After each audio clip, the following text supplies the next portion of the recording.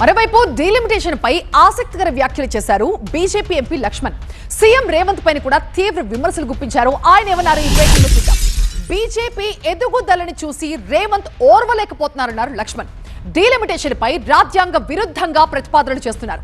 తెలంగాణకి మేలు జరగడం రేవంత్ కి ఇష్టం లేదు. రేవంత్ రెడ్డికి ప్రజాస్వామ్యం అంటే డబ్బు మాత్రమే అన్నారు లక్ష్మణ్. ఢిల్లీకి మూటలు మోస్తూ డబ్బుతో రాజకీయం చేస్తున్నారంటూ విమర్శించారు.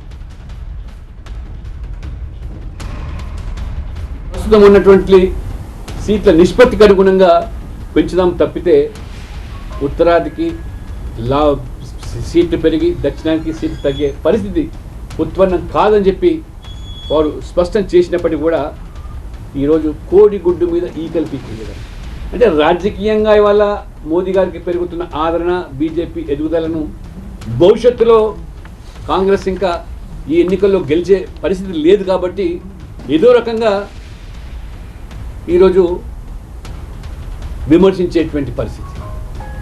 ఇంత సహేతుకమైన నిర్ణయం ఉన్న సీట్ల మీద అదనంగా 50% ఏదో ఇంకా ఒక స్పష్టత రాదు.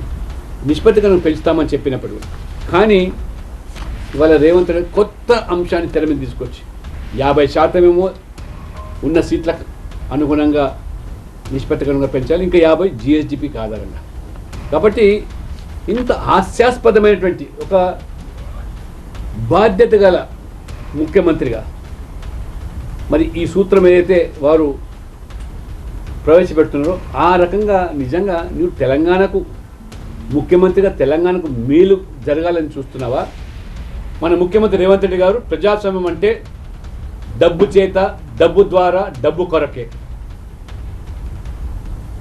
For the money, by the money, of the money అంటే డబ్బు చుట్టూ రాజకీయాలు నడుపుతున్నటువంటి రేవంత్ రెడ్డి గారు ఆర్థికంగా పరిపుష్టంగా ఉన్నటువంటి ప్రాంతాలకే మీరు ఎక్కువ సీట్లు ఇవ్వమని చెప్పడం అంటే డబ్బును కేంద్రంగా చేసి ఇవాళ మీకు బాగా అలవాటు అయిపోయింది.